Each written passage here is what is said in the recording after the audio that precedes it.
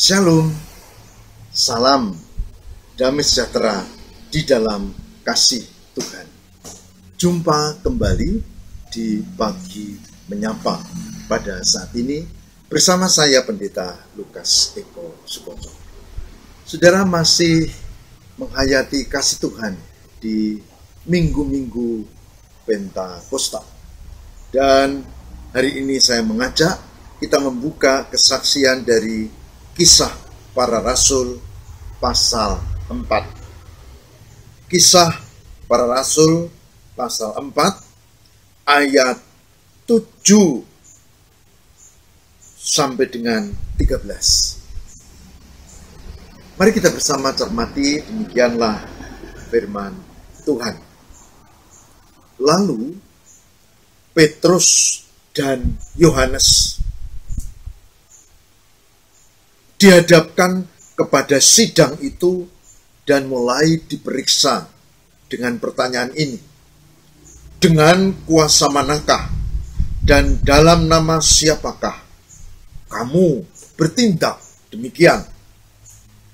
Maka jawab Petrus penuh dengan Roh Kudus, "Hai pemimpin-pemimpin umat dan tua-tua, jika kami sekarang harus diperiksa karena satu kebajikan kepada orang sakit dan harus menerangkan dengan kuasa manakah orang itu disembuhkan, maka ketahuilah oleh kamu sekalian dan oleh seluruh umat Israel bahwa dalam nama Yesus Kristus orang Nazaret yang telah kamu salibkan, tapi yang telah dibangkitkan Allah dari antara orang mati, bahwa oleh karena Yesus itulah orang ini berdiri dengan sehat sekarang di depan kamu.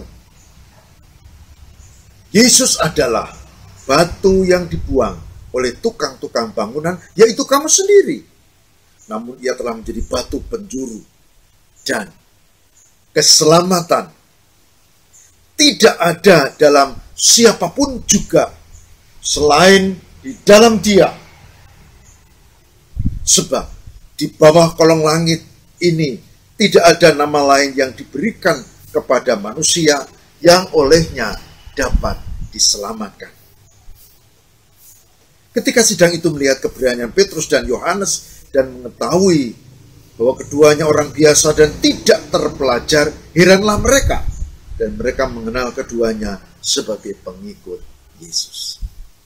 Yang berbahagia barang siapa yang mendengarkan firman Tuhan dan memeliharanya. Haleluya. Saudaraku yang terkasih di dalam Tuhan, menjadi pengikut Kristus memang penuh tantangan. Gampang-gampang susah. Gampang karena kalau doa pakai bahasa yang kita bisa, bahasa Jawa boleh, Indonesia boleh, Inggris pun oke, atau bahasa apapun oke, karena Tuhan itu maha tahu dan Dia bisa semua bahasa manusia. Ya, gampang toh? Lalu tinggal katekisasi, belajar, apalagi sekarang kita bisa dipandu oleh banyak cara. Gampang toh? Lalu kemudian dibaptis dan menjadi pengikut Kristus. Gampang. Tapi tidak mudah, susah. Karena apa? Karena tuntutan orang beriman, kalau Bapak Ibu baca Alkitab, itu seperti Kristus. Memiliki kebenaran, kejujuran, kebaikan, dan seperti Kristus yang beriman kepada Tuhan, bukan kepada agama. Karena agama tidak menyelamatkan, yang menyelamatkan Tuhan. Jangan salah. Nah, jadi, tidak mudah kan? Apalagi seperti zaman para rasul, begitu menjadi pengikut Kristus, kita membaca Petrus dan Yohanes ditangkap. Karena apa? Karena ada orang lumpuh, dan orang lumpuh itu nyuwun den, paring den, tolong beri. Lalu Petrus berkata, ini ayat sebelumnya, lihatlah aku. Lalu si pengemis lumpuh itu lihat, lihat. Dia pikir, wah ini pasti mau dapat nih.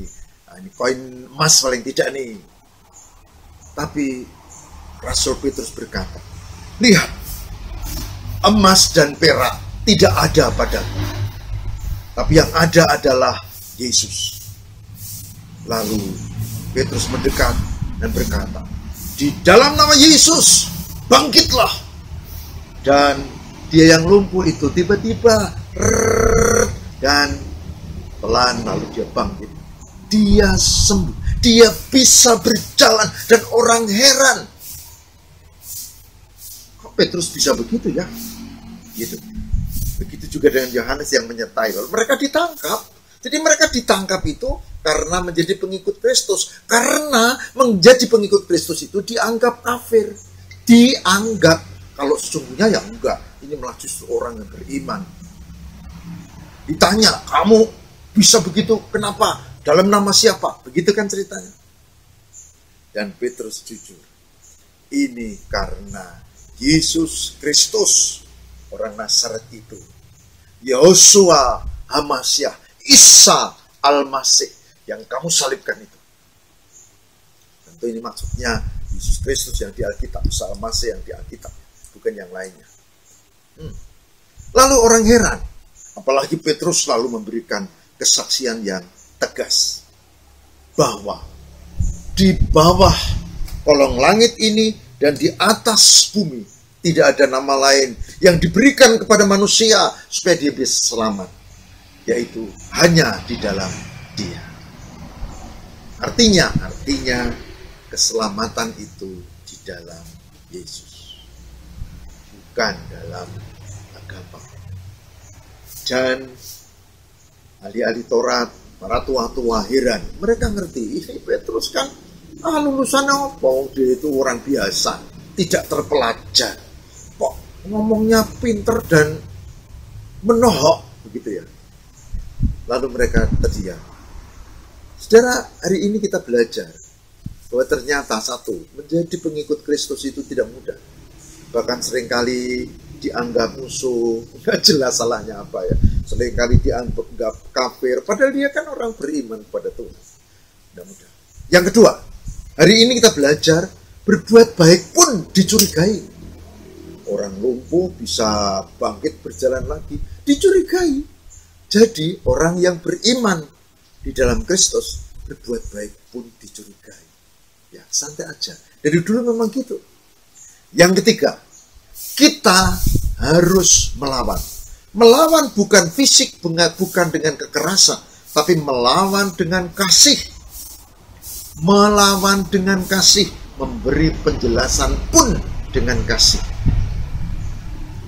Dan yang keempat, Petrus, Yohanes itu menjadi model kita, dan kita yakin juga bahwa Tuhan menyertai, Tuhan memberkati. Maka pernah ada istilah yang masih populer kan, namanya Emmanuel. Tuhan menyertai kita. Saudaraku yang terkasih di dalam Tuhan, saya tidak tahu dengan pergumulan hidupmu, tapi saya menduga karena kita orang hidup pasti punya pergumulan, kesulitan, persoalan, masalah, tantangan, derita, macam-macam lah. Tapi hari ini saya mengingatkan bahwa kita punya Roh Kudus, yaitu Tuhan yang adalah Roh, dan Rohnya adalah kudus, dan Dia menyertai kita. Dulu Dia menyertai Petrus dan Yohanes, sekarang Dia menyertai orang-orang yang beriman, saya, saudara, kita semua. Jadi jangan takut menjalani hidup. Kalau memang harus bersaksi, Roh Kudus akan mampukan kita bisa berkata, berucap, dan bersaksi seperti Petrus dan Yohanes. Saudaraku, Tuhan memberkati kita. Mari kita mohon kekuatan di dalam doa. Semoga kita dimampukan untuk tetap berani menjalani hidup dan tekun dalam kesaksian. Mari kita berdoa. Tuhan yang Maha Kasih dan setia, yang tetap setia, walau kami sering tidak setia, yang tetap mengasihi pun dikala kami miskin akan kasih. Hari ini kami bersyukur luar biasa karena Tuhan mengingatkan bahwa ternyata menjadi orang beriman ada tantangan. Tantangan yang berbagai macam. Bahwa Tuhan menyertai dan Tuhan tidak meninggalkan kami. Bahwa kami harus menjalani hidup di dalam naungan kasih Tuhan. Terima kasih Tuhan, berkati kami semua yang saat ini bergabung di Pagi Menyapa. Kami dengan pergumulan, dengan kesulitan, dengan derita di bidang sosial ekonomi, ada yang sakit penyakit, ada yang relasi macam-macam, tapi di dalam Tuhan kami meyakini Tuhan tidak pernah meninggalkan kami. Terima kasih ya Allah, terima kasih ya Yesus, terima kasih ya Roh Kudus. Kami mengucap syukur kepadamu demi Kristus pengantara kami. Haleluya. Amin. Saudaraku, selamat menjalani hidup dan yakin kita tidak sendiri. Ada Tuhan yang menyertai kita. Emmanuel. Puji Tuhan. Amin.